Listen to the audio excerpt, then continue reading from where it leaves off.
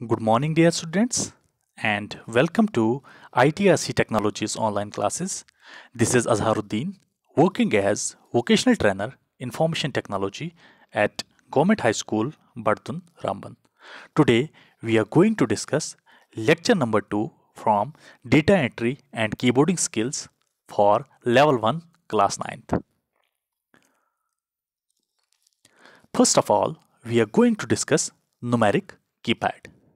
Dear students, जैसा कि आप सब जानते हैं, हम आज सेकेंड यूनिट पढ़ रहे हैं जिसका नाम है data entry and keyboarding skills. Last lecture में हमने डिस्कस किया था कीबोर्डिंग स्किल्स। आज हम उसी को कंटिन्यू करेंगे। आज हम डिस्कस करेंगे न्यूमेरिक कीपैड। न्यूमेरिक कीपैड कहाँ कब यूज होता है? जब हमने न्यूमेरिक डेटा एंटर करना होता है कंप्यूटर में। ठीक है, ये कीपैड जो होता है ये सिंपली होता है, जैसे आपका कैलकुलेटर होता है वैसे ही सिंपली होता है ये भी। और ये कहां पे होता है? राइट हैंड साइड पे होता है, आपके कीबोर्ड के राइट हैंड साइड पे होता है। इसमें क्या क्या होते हैं? इसमें नंबर्स होते हैं 0 to 9 तक, addition sign, subtraction, multiplication, division, decimal point, num lock और एंटर कीज। ये सारी कीज इस पे प्रेजेंट होती हैं। न्यूमेरिक कीपैड को हम ड्यूअल मोड में यूज कर सकते हैं। एक मोड में इसमें क्या कर सकते, जब हमने नंबर्स को रिप्रेजेंट करना होता है, जब हमने नंबर्स को एंटर करना होता है, या एडिशन, सब्ट्रैक्शन या मल्टीप्लिकेशन करनी होती है, एक मोड वो होता है। दूसरा मोड क्या होता है? इसमें एरो कीज होती हैं और इससे हम पेज अप पेज डाउन कर सकते हैं। जैसे देखो 8 पे अप एरो है, 2 पे डाउन एरो है, 4 पे बैकवर्ड एरो है और 6 पे फॉरवर्ड एरो है। तो इसको डुअल मोड में हम यूज कर सकते हैं। तो usually some of the keyboards of laptop do not have numeric keyboard. जो लैपटॉप्स पे कीबोर्ड होते हैं ना, मोस्टली लैपटॉप्स पे कीपैड नहीं होता है, न्यूमेरिक कीपैड नहीं होता है। तो उसमें न्यूमेरिक डेटा जब हमने एंटर करना होता है वो कहाँ से करते हैं? उस पर देखना टॉप पे लाइन होती है 1 2 3 4 5 6 7 8 9, उस पर एडिशन सब्ट्रैक्शन सिंबल्स होते हैं, तो वहां से हम न्यूमेरिक डेटा एंटर कर सकते हैं। Next is home keys. Alphabets ASDF और home keys for the left hand. अब होम कीज कौन सी होती हैं कीबोर्ड पे? ASDFGH, ये वाली लाइन जो, इनको क्या बोलते हैं हम? Home keys. तो इसमें जो ASDF, याद रखना ASDF क्या होती हैं? होम कीज होती हैं किसके लिए? लेफ्ट हैंड के लिए। आगे हम डिटेल में डिस्कस करेंगे किस फिंगर को कौन सी की हमने अलॉट करनी होती है। अभी का आप सिर्फ इतना याद रखें, जो ASDF कीज होती हैं कीबोर्ड पे वो क्या होती है? होम कीज होती हैं किसके लिए? लेफ्ट हैंड के लिए। और सेमी कॉलन LKJ ये होम कीज होती हैं किसके लिए? राइट हैंड के लिए। इतना आपको याद होना चाहिए। The fingers are trained to make the correct movement to other keys and each finger returns immediately to its respective home key after it has depressed the corresponding key in any other row। Fingers को ऐसे train करना है keyboard पे कि उनको एक तो सबसे पहले हमने कहां पे प्लेस करना है उनको? होम कीज पे। ठीक है, मैंने आपको बताया लेफ्ट हैंड के लिए कौन सी होम कीज होती हैं और राइट हैंड के लिए कौन सी होम कीज होती हैं। उसके अलावा सिर्फ वही कीज प्रेस नहीं करनी होती है कीबोर्ड में। कीबोर्ड में बहुत सारी कीज प्रेस करनी होती हैं।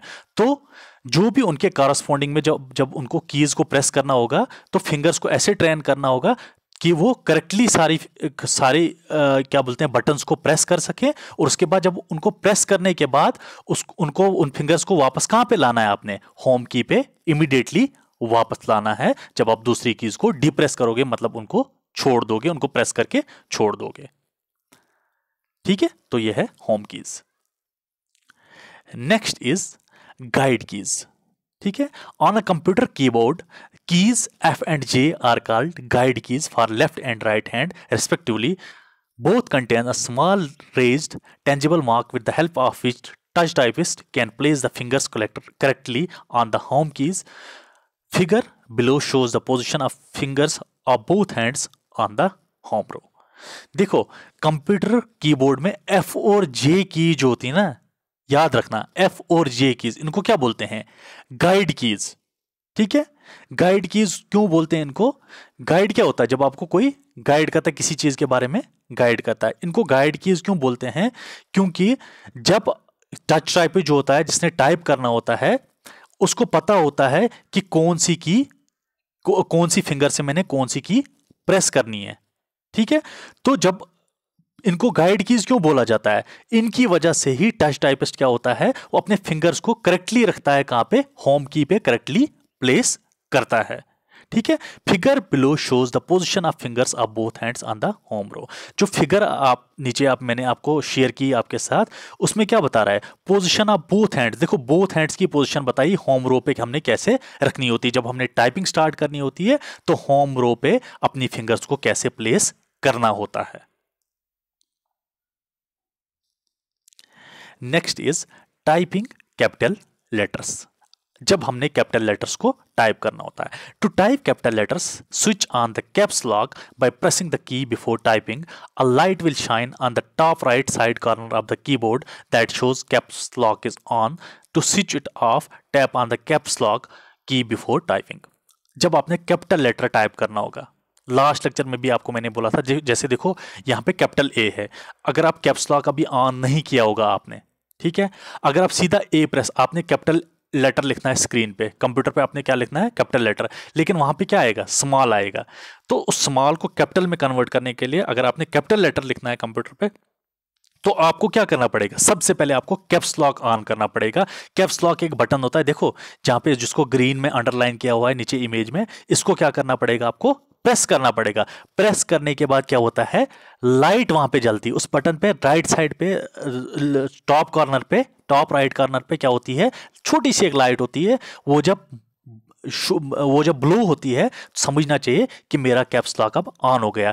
जितने मर्जी आप कैपिटल लेटर लिखना चाहो, जो भी आप कीबोर्ड पे फिर लिखोगे वो सारा कैपिटल में लिखा जाएगा। उसके बाद जब आप चाहते हो कि अब मुझे स्मॉल लेटर्स में फिर से लिखना है, तो फिर क्या करना है आपने, फिर भी आपने कैप्स लॉक को प्रेस करना है। जब कैप्स लॉक से लाइट चली जाएगी, वो छोटी सी लाइट ब्लिंक होना बंद हो जाएगी, ब्लो होना बंद हो जाएगी, तो उसके बाद आप जो भी लेटर्स लिखोगे वो स्मॉल में लिखे जाएंगे।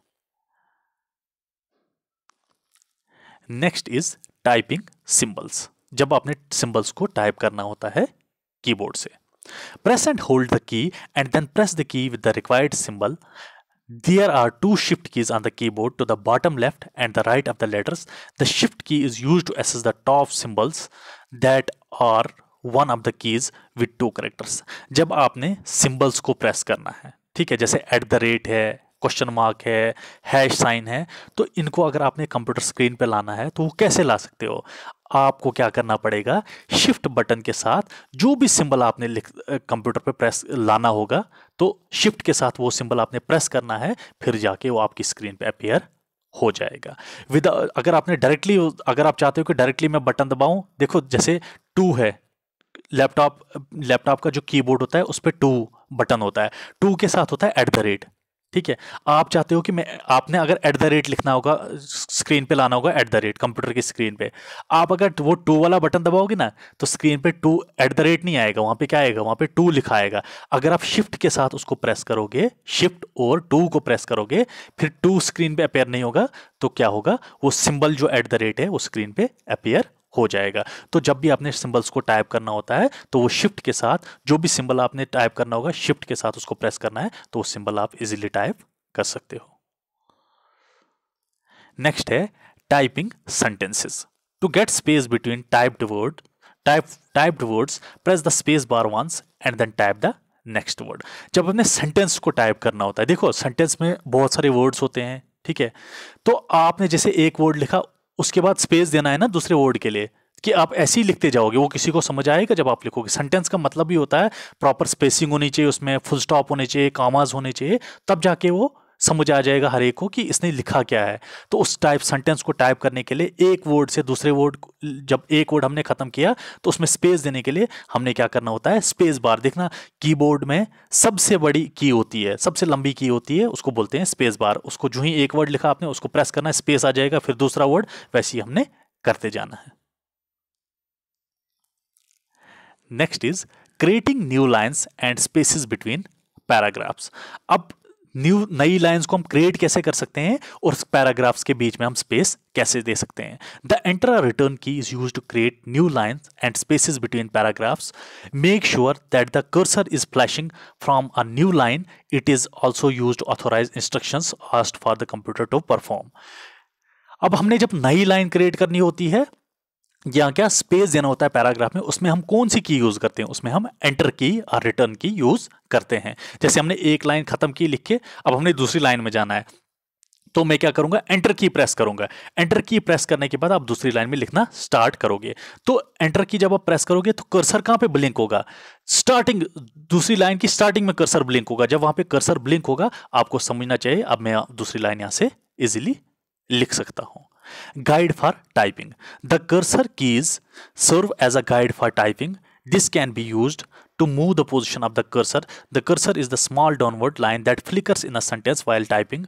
Move the position of the cursor by clicking the position with the mouse. Cursor keys क्या होती हैं, ये गाइड होती हैं टाइपिंग के लिए। देखो कर्सर कीज क्यों होती है गाइड टाइपिंग के लिए, they can be use to move the position of the, इससे हम क्या कर सकते हैं, कर्सर की पोजिशन को मूव कर सकते हैं। कर्सर क्या होता है, स्मॉल लाइन होती है, डाउनलोड लाइन होती है, डाउनवर्ड लाइन होती है, जो क्या होती है, ब्लिंक होती है, फ्लिकर होती है, फ्लिक करती है। उससे आपको पता चलता है कि मैंने, अगर देखो आपने एक लाइन खत्म की, आपने अब दूसरी लाइन में लिखना है। जब आपको कैसे पता चलेगा अब मैं दूसरी लाइन में लिख सकता हूं, जब कर्सर वहां पे क्या करेगा, फ्लिक करना स्टार्ट करेगा, तो आपको समझ आ जाएगा कि कर्सर मैंने अब दूसरी लाइन में लाया है, अब मैं यहां पे टाइप कर सकता हूं। अब कर्सर की पोजीशन को हम मूव भी कर सकते हैं। किससे मूव कर सकते हैं, with the help of mouse. Mouse को हम जहां की तरफ ले जाएंगे कर्सर भी वहां की तरफ हम, कर्सर को भी हम वहां की तरफ चला सकते हैं। ठीक है, तो ये होता है creating new lines and spaces between paragraphs. That's all for today, thank you so much.